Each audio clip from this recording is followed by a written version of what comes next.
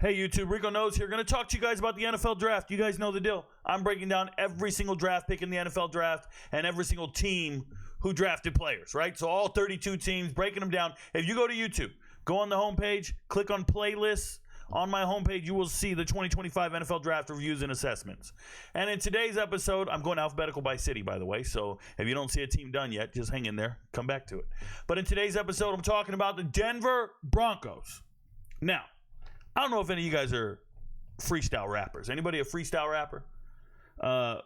I've been a freestyle rapper, dabbled in it for about the last 20 years or so. There's some videos of me on YouTube here rapping and stuff like that. And one of the things is you can be saying some pretty crafty stuff. You can say something unique. You can hit that punchline and do all this stuff. But if you ever get off beat, if you ever fall off the beat and you're not riding that wave and you're not in the pocket and you're not flowing anymore, it sounds terrible. And there's really no recovery. Instead of you have to rest for a second, you have to stop for like half a beat and then come back with it. And if you don't know what I'm talking about, that's fine. But listen to me. The Denver Broncos are a freestyle rapper who fell off beat, bro. They were freestyling this draft. They had no rhyme or reason to it. It's outrageous. And people have been attacking me on TikTok saying, you don't know what you're talking about. Denver Broncos don't need an edge rusher. They don't need an edge rusher. Bro, they drafted two of them. They drafted two edge rushers, one in the third round and the fourth round. That comes across as a position of need. Now, you might look at the roster and the results and be like, hey, we lead the league in sacks. We got two of the best defensive ends and two of the best edge rushers. Well, they know that they're not going to sign both of them. They extended one, maybe going to lose the other. They need more depth at the position. They need edge rushers. And they did a terrible job of addressing edge rushers. Absolutely atrocious job. They actually approached this draft horribly, and it looks like a mess. So if you think you didn't need edge rushers, then that makes the draft even worse. Okay, and if you needed edge rushers, you did a terrible job. Let's talk to these Broncos real quick. First pick in the draft, they take Jahdae Barron in the first round, 20th overall. It's an A-plus pick for me. I don't give out grades, but it is a great pick. Number one, he's probably one of the top 12 to 15 players in this draft. When I went and watched tape, and remember, I watched all the tape from last year in preparation for this draft. And when I watched this young man, he's at linebacker, he's at safety, he's at corner, in the slot, in the nickel, and he's on the outside. And man, does he shine when he plays. And we're talking about playing at a high level. And what's unique about this is I was evaluating the corners in preparation for the draft, and a lot of you guys were shocked when I said Travis Hunter is a third-round corner. I look at Travis Hunter and I go, that's a third-round corner. And it's because I was watching tape on all the corners in succession. I wasn't watching their offensive plays. I don't give a shit how many touchdowns he scored, how many passes he caught. I'm watching just the corner play. And I'm watching a guy like, and I know I'm talking about Travis Hunter. Listen to me. I'm watching Travis Hunter get interceptions against some freshman out of Oklahoma State. In the season finale, the score is 62-0, so 42-0, and he gets one. It's Malachi Smith's the kid's name. Malachi spelled a little different. And then a couple weeks before that, he got an interception from Utah. Some Isaac Wilson, some freshman, threw 3 interceptions that day. Then he got another interception against KJ Jefferson at Arkansas, and an interception off BFN. Who didn't pick off BFN? Shout out to Braden Fowler Nicolosi at Colorado State. Those are his 4 interceptions on the year. And it doesn't look good. Oh, Rico, they're not throwing it his way. Nobody's lining up pregame and going, yo, let's go attack Jahdae Barron, the Thorpe Award winner, the beast of all beasts, the monster, Jahdae Barron. But if you go watch his tape, not only is he picking off Georgia for the majority of his interceptions, he had 5 interceptions on the year. 3 of them are against Georgia. 2 on Carson Beck, 1 on Gunnar Stockton. Phenomenally better, echelons better in quarterback play compared to what they were seeing over here. I'm watching tape and I'm just going, man, it's like watching somebody against 1A football players versus 6A, 7A, and the higher the A, the better. Jahdae Barron played against the best players in America, and he performed amazingly. Go watch the bowl game, the playoff game against Arizona State, I think. Is it Arizona State? He leads the whole team in tackles. Leads the team in tackles. That's among other NFL draft picks. That's among some all-world linebacker in Hill. Among Alfred Collins, all these guys, nobody's touching what Jahdae Barron does on the field. It's a phenomenal pick. Shout out to them. Him across from Surtain is going to be a match made in heaven. This is a slam dunk draft pick. Great pick, especially at 20. Especially. That's awesome stuff. Love it. Love it, love it, love it. And then we get to RJ Harvey. And this is when he's in the pocket, man. He's spitting. He's spitting them rhymes for days. I put him in a headlock and squeeze. I have God bless him like if he just sneezed. You see, I come up with punchlines and I do it with ease. He's spitting these bars. And then they sputter out. They're off beat, bro. RJ Harvey in the second round is wild. First and foremost, only 2 running backs came off the board before this in the second round. Both were at Ohio State, right? Henderson and Judkins. So there was no pressing need to get a running back outside of they suck at running the ball. The Broncos' leading rusher ranks 40-something in the NFL. There's only 32 teams, bro. Their leading rusher, Javonte, went nothing. So you got to go find an answer. I get that. But you don't do it in the second round with RJ Harvey. That's quite the reach. RJ Harvey's got good speed. He plays well at UCF. 5'8", 205. But he's not all that much better than the running backs that were coming off the board in the 4th and 5th round. If we go look at positions and we go to running backs, the running backs coming off the board, here's RJ Harvey, 5th running back off the board, which is wild. But these other, there's Bryant 2 rounds later, 4th round. Don't tell me RJ Harvey's that much better than Bryant Tutton. Cam Scatteraboo, 4th round. Trevor Etienne, Woody Marks, Dylan Sampson, the leading rusher in the SEC. Even DJ Giddens, Ollie Gordon, Jadon Blue, Devin Neal. All these guys are very comparable. I go down here to Tajay Brooks. I'm like, yo, Taj Brooks got a lot of tread on the tires, or a little bit of tread left on the tires. I know he's got a lot of carries. But when do we see this significant drop-off? If we had tryouts tomorrow, Ja'Cory Krosky-Merritt can play ball with RJ Harvey. I promise you. It's not that drastic when it comes to running back. The class is deep. You didn't have to do this.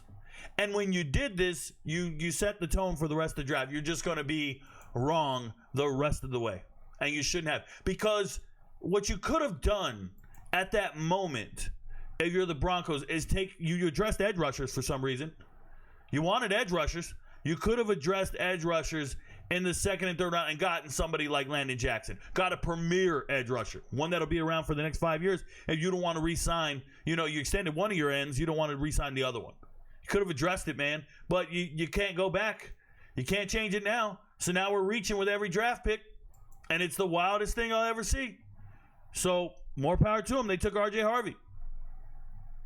You wanted to address the running back room, you did. Way too early. No one agrees with this pick here except for Broncos fans.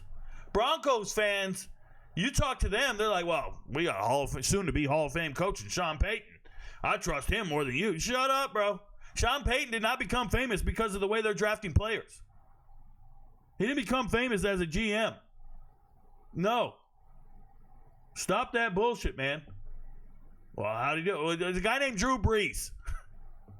Drew Brees will win you a lot of games and make you look really good. 3rd round, they take Pat Bryant. I love Pat Bryant. Pat Bryant, one of my favorite wide receivers in the draft. If you saw the pre-draft wide receivers podcast, I had Pat Bryant at number 5 at wide receiver on my favorites list. Not in my top 10 wide receivers. It was at the top of the list, number 5.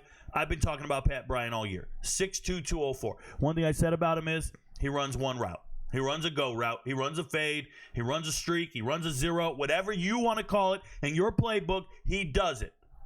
It's just go deep and beat somebody. He doesn't have the speed. He just goes over the top. And when you have aging wide receivers in Denver, you got Cortland Sutton. He's getting there. He's 30. You got to find answers. So you go get Pat Bryant, who can win jump balls. I like the kid a lot. But what? Ty Felton's still on the board. Savion Williams still on the board.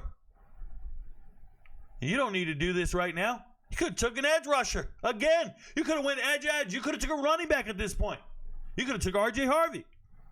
Maybe get a wide receiver in the 2nd round. But this is another reach. Nobody else is fighting for Pat Bryant like that. Nobody. I promise you. They got his position rank right here. 18th. I don't trust ESPN, okay? Well, I'm just letting you know.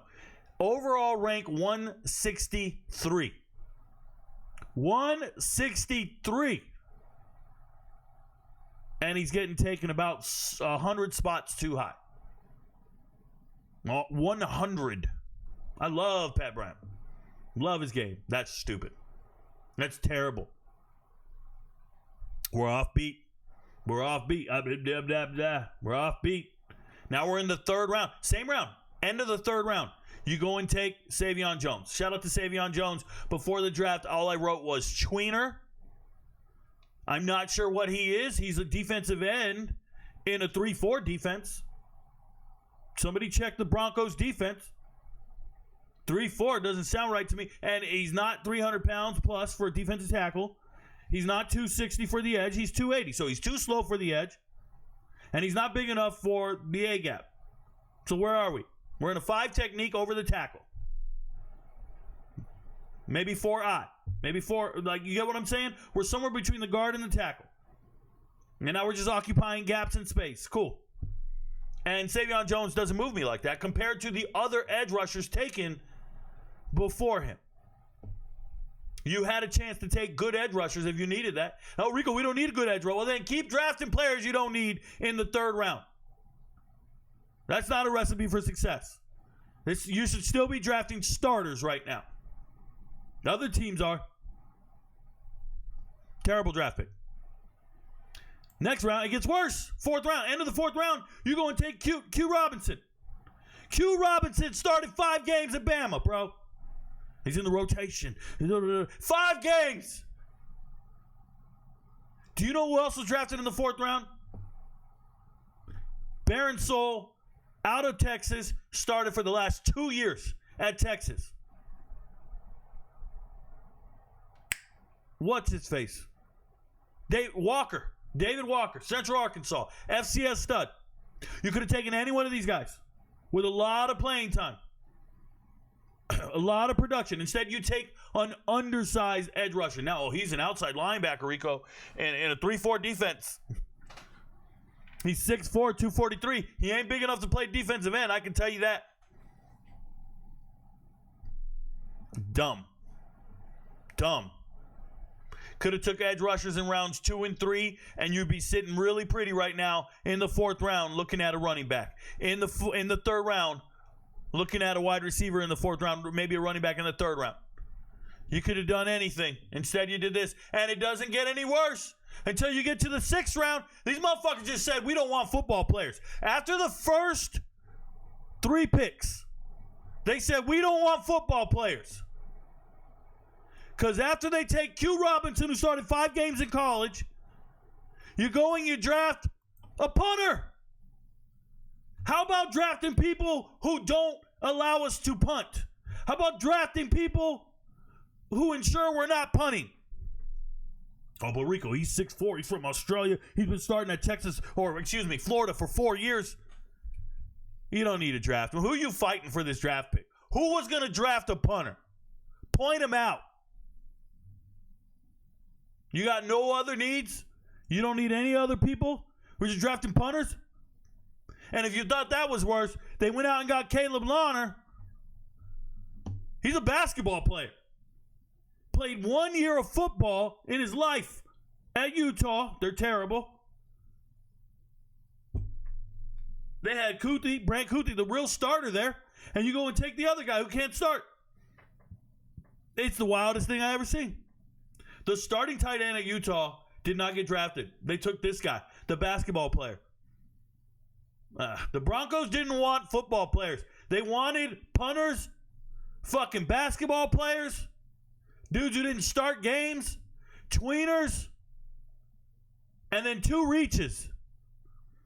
They took off the whole draft, bro. They took off the whole draft.